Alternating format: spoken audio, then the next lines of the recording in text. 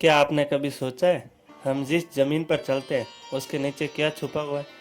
क्या ये मुमकिन है कि हम जिस आधुनिक दुनिया में जी रहे हैं उससे कहीं ज़्यादा उन्नत और कहीं ज़्यादा समझदार और कहीं ज़्यादा व्यवस्थित सभ्यता आज से हजारों साल पहले भारत की मिट्टी में दबी हुई थी। एक ऐसा साम्राज्य जहाँ सड़कों पर धूल नहीं थी, जहाँ का जल प्रबंधन आज के बड़े बड़े इंजीनियरों को भी आईना दिखा सकता है। एक ऐसा शहर जो रातों रात गायब हो गया। क्या आप जानना चाहते हैं कि वह कौन सा शहर है जहाँ के लोग आज के दौर को टक्कर दे सकते थे? चलिए समय के पहिए को थोड़ा पीछे घुमाते हैं और चलते हैं हड़प्पा सभ्यता में। हड़प्पा सभ्यता की कहानी भारतीय उपमहाद्वीप के इतिहास का वह सुंदर पन्ना है जो आज से लगभग 5000 साल पहले सिंधु नदी और उनकी नदियों के किनारे पर फला फूला। इस महान सभ्यता की शुरुआत अचानक नहीं हुई थी, बल्कि ये कई सदियों की क्रमिक विकास यात्रा का परिणाम थी। शुरुआत में इस पूरे क्षेत्र में छोटे छोटे ग्रामीण समुदाय बसे हुए थे, जो धीरे धीरे खेती और पशुपालन में माहिर होते गए। समय के साथ साथ जब अनाज का उत्पादन जरूरत से ज्यादा होने लगा, तो लोगों के पास दूसरे काम करने का समय मिला। इसी अधिशेष उत्पादन के व्यापार को बढ़ावा दिया और धीरे धीरे ये छोटे गांव बड़े और समृद्ध शहरों में बदलने लगे। इस तरह लगभग ईसा पूर्व 2600 के आसपास एक ऐसा परिपक्व नगरीय सभ्यता का उदय हुआ जिसने अपने नगर नियोजन, वास्तुकला और अनुशासित जीवन शैली से पूरी दुनिया को हैरान कर दिया। इस सभ्यता को हम मुख्य रूप से हड़प्पा और मोहनजोदड़ो जैसे विशाल शहरों के नाम से जानते हैं, जो उस दौर के सबसे आधुनिक और सुव्यवस्थित केंद्र थे। इस महान सभ्यता के शहरों की बनावट को देखकर ऐसा लगता था जैसे उन्हें किसी बेहद कुशल इंजीनियर और योजनाकार ने पहले कागज पर डिजाइन किया हो, फिर जमीन पर उतारा हो। यहाँ के शहर मुख्य रूप से दो हिस्सों में बटे होते थे, जिनमें से एक हिस्सा थोड़ा ऊंचा होता था, जिसे दुर्ग या किला कहा जाता था। दूसरा हिस्सा निचला शहर होता था, जहाँ आम जनता रहती थी। शहरों की सबसे बड़ी खासियत यहाँ की सड़कें और नालियाँ थी। सड़कें इतनी सीधी और चौड़ी थी कि वे एक दूसरे को समकोण यानी 90 डिग्री के कोण पर काटती थी, जिससे पूरा शहर चौकोर खंडों में बढ़ जाता था। हर घर के निर्माण में पक्की हुई ईंटों का इस्तेमाल किया जाता था, जो आकार में बिल्कुल एक जैसी होती थी। घरों की बनावट बेहद वैज्ञानिक थी। यहाँ की निजता का पूरा ध्यान रखा जाता था। मुख्य दरवाजे से सीधे घर के अंदर झांका नहीं जा सकता था। लगभग हर घर के बीच में खुला आंगन होता था और उस आंगन के चारों तरफ कमरे बने हुए थे। आंगन ही घर का मुख्य केंद्र होता था, जहाँ औरतें खाना पकाने का और सूत कातने जैसा काम करती थी। सबसे कमाल की बात यह थी कि हर घर के आंगन के पास एक अलग स्नानागार यानी बाथरूम होता था, जिसकी फर्श की ईंटों से अच्छी तरह पक्का किया गया था। घरों का गंदा पानी नालियों के जरिए सीधे सड़क की मुख्य नाली से जुड़ता था। ये नालियां पूरी तरह से ढकी होती थी और इन्हें साफ करने के लिए जगह जगह पर मैन होल बनाए गए थे, जो ये साबित करता है कि उस दौर के लोग स्वच्छता और स्वास्थ्य को लेकर कितने ज्यादा जागरूक थे। हड़प्पा सभ्यता में रहने वाले लोग बेहद शांति प्रिय, अनुशासित और अपने काम में माहिर थे। वहाँ के समाज में आज की तरह राजा महाराजाओं जितने बड़े बड़े महल या युद्ध के हथियारों के अवशेष नहीं मिले, जिससे यह अंदाजा लगाया जाता है कि वहाँ का शासन व्यापारियों या पुरोहितों के एक समूह द्वारा चलाया जाता था,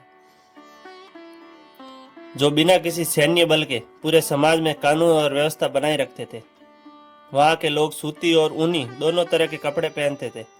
खुदाई में मिली मूर्तियों से पता चलता है कि पुरुष और महिलाएं दोनों ही आभूषणों के बेहद शौकीन थे।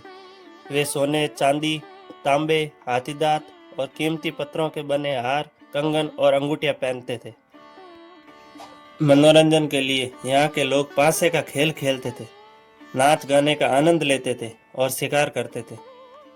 बच्चों के खेलने के लिए मिट्टी के बड़े बड़े सुंदर खिलौने बनाए जाते थे, जैसे पहियों वाली गाड़ियाँ, सीटी और हिलने हिलने वाले सिर वाले जानवर। धार्मिक रूप से वे प्रकृति के बेहद करीब थे। वे मातृ देवी की पूजा करते थे, जिन्हें उर्वरता की देवी माना जाता था।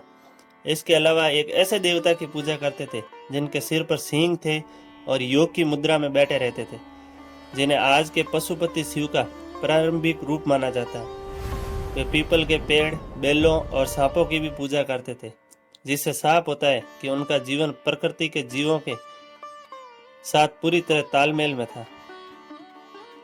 इस सभ्यता की रीढ़ यहाँ की उन्नत कृषि और कुशल कारीगरी थी।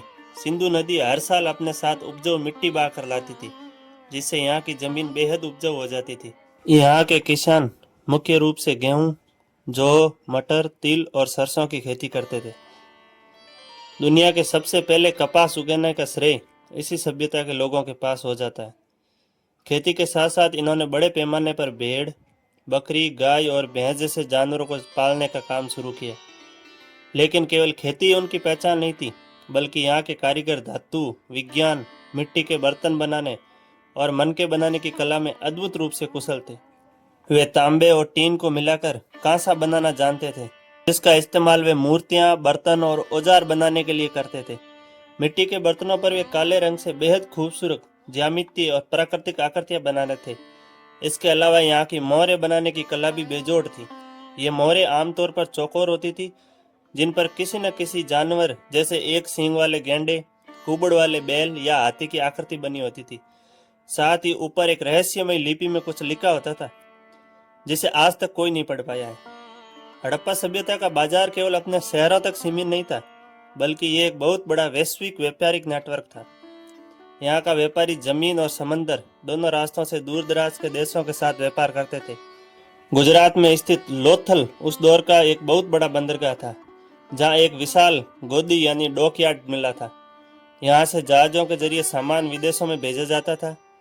हड़प्पा के लोगों के व्यापारिक संबंध मेसोपोटामिया यानी आज के इराक, ओमान, फारस की खाड़ी और मध्य एशिया के देशों तक थे। मेसोपोटामिया के दस्तावेजों में मेलुआ नाम का एक क्षेत्र का जिक्र मिलता है, जो असल में सिंधु घाटी सभ्यता के लिए ही इस्तेमाल किया जाता था।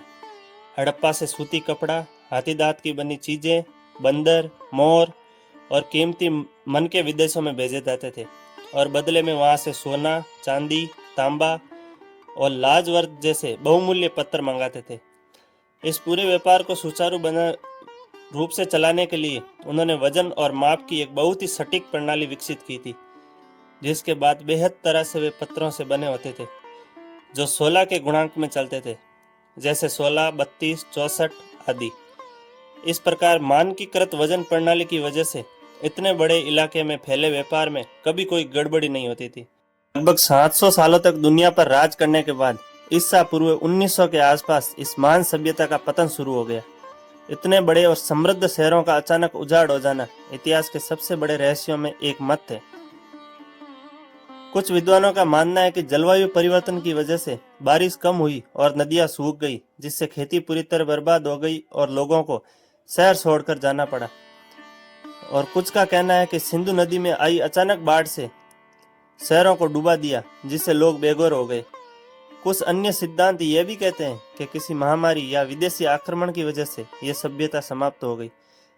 कारण चाहे जो भी रहा हो, लेकिन धीरे धीरे यहाँ के भव्य मकान ढह गए, नालियों की व्यवस्था ठप हो गई, बाजार बंद हो गए और लोग छोटे छोटे गांवों में बिखर गए। भले ही ये सभ्यता शारीरिक रूप से नष्ट हो गई, लेकिन उनका नगर नियोजन, स्वच्छता की सोच और कला आज भी भारतीय संस्कृति का एक अमूल्य हिस्सा बनी हुई है। अगर आपको हमारी ये वीडियो अच्छी लगी तो चैनल को सब्सक्राइब और वीडियो को लाइक जरूर करें और एक प्यारा सा कमेंट कर दें। मिलते हैं किसी ऐसी और एक वीडियो के साथ, तब तक टेक केयर, गुड बाय।